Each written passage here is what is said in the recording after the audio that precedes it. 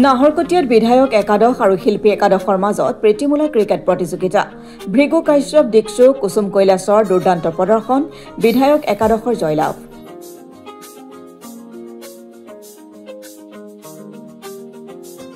মঞ্চ এৰি খেলপথাৰত শিল্পী সমাজ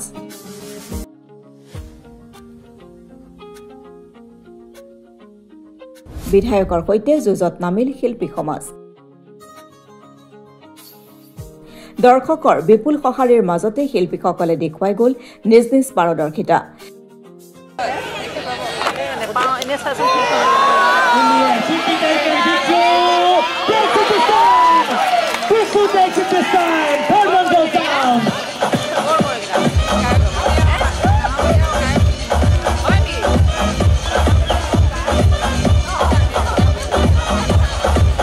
খেলপথাৰত ভৃগু কাশ্যপ দীক্ষু কুসুম কৈলাসৰ দুৰ্দান্ত প্ৰদৰ্শন মঙলবাৰৰ পৰা নাহৰকটীয়া ক্ৰীড়া সন্থাৰ খেলপথাৰত অনুষ্ঠিত হৈছে আন্তঃবিভাগীয় দিবানৈক্য MLA cup tennis ball cricket প্ৰতিযোগিতা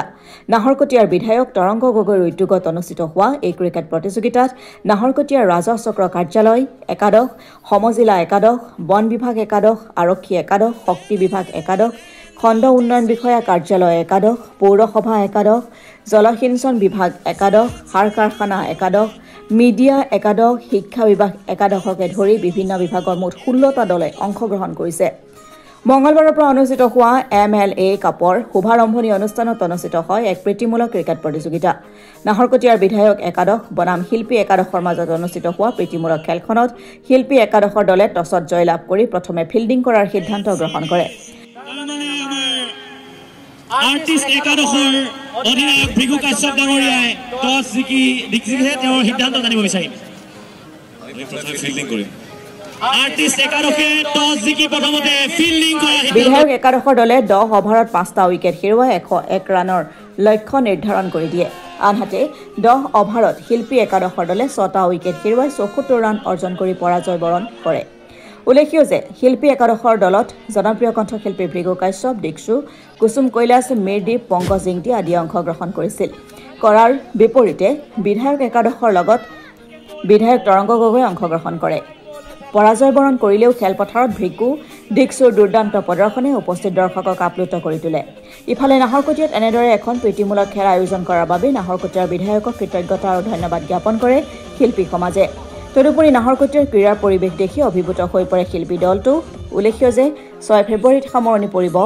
MLA কাপ ক্ৰিকেট প্ৰতিযোগিতা ভৃগু কাশ্যপক নাহৰকটীয়াবাসীৰ হৈ আদি স্মাৰক এখনি গোলাম গামোচাৰে মৰম যাচিছে মৰম হে লাগে তোক ন কিমান লাগে ন বাকীবোৰ নকবি পাছত কবিতা অকৰা পায় অভিমানে চুকিব খোজ চকুলে চাই নেলাগে তইতো বুজ তোক জান বুলি মাতিবলৈ মন গৈছে তোক জান বুলি মাতিবলৈ মন গৈছে তোক জান বুলি মাতিবলৈ মন গৈছে নাহৰকটীয়াবাসী ৰাইজক নতুন নাম এটাই মাতিবলৈ মন গ'ল সেইকাৰণে কৈছো তোক জান বুলি মাতিবলৈ মন গৈছে থেংক ইউ নাহৰকটীয়া once again so being so beautiful হয় অনুভৱ খুব ধুনীয়া আসলতে আমি 1 পইণ্ট আগত আছিলোঁ বৰ্ষাপাৰত আমি MLA একাদশক হৰুৱাইছিলোঁ আৰু সেইটো আজি 1-1 তেখেতসকলে 1 পইণ্ট পালে অহা বছৰ আকৌ আহিম যাতে যিটো 1 আমি পাবলগীয়া আছে সেই 1টো আমি এই খিতাপে আমি এটা দখল কৰিম বুলি একদম প্ৰস্তুত আৰু আমাৰ টিমটোৱে 100% টিম ৱৰ্কটো নহ'ল আচলতে ক্ৰিকেটটো এজনৰ গেম নহয় বাট যি কি নহওক ক্ৰিকেট জিকিছে তৰংগদাই কোৱাৰ লিখিয়াকৈ আমি এটা বন্ধুত্ব ফুল অফ ক্ৰিকেট মেচ এখন খেলিলোঁ গোটেই দিনটো এটা ফুল অফ এডভেঞ্চাৰ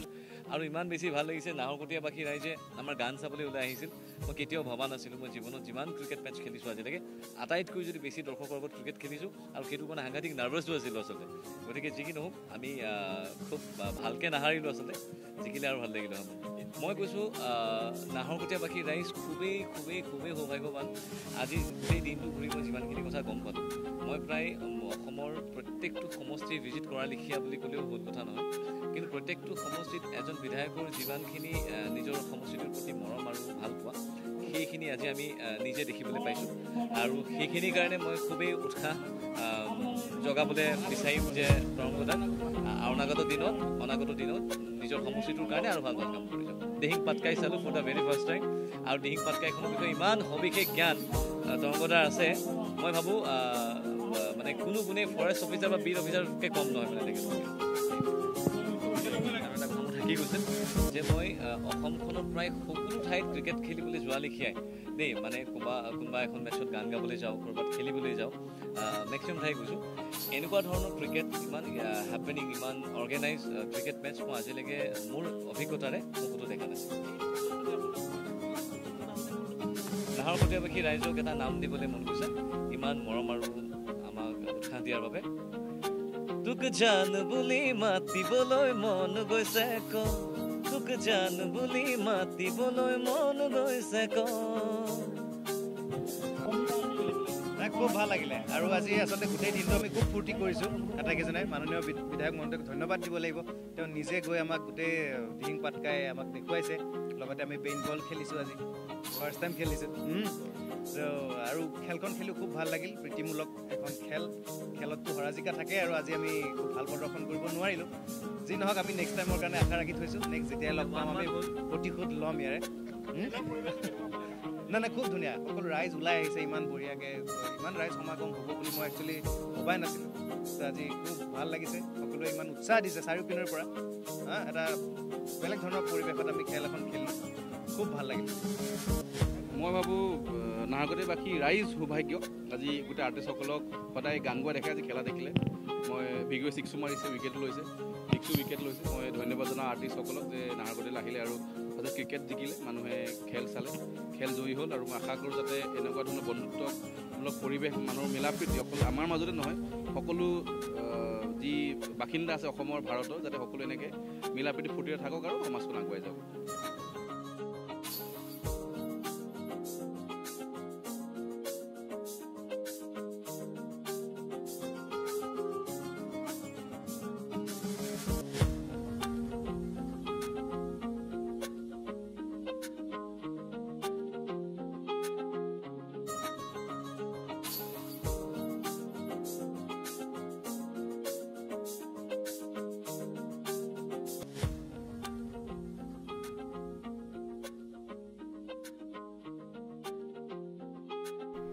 নাহৰকটীয়াৰ পৰা আসিফ ইকবালৰ ৰিপৰ্ট অসম টুডে।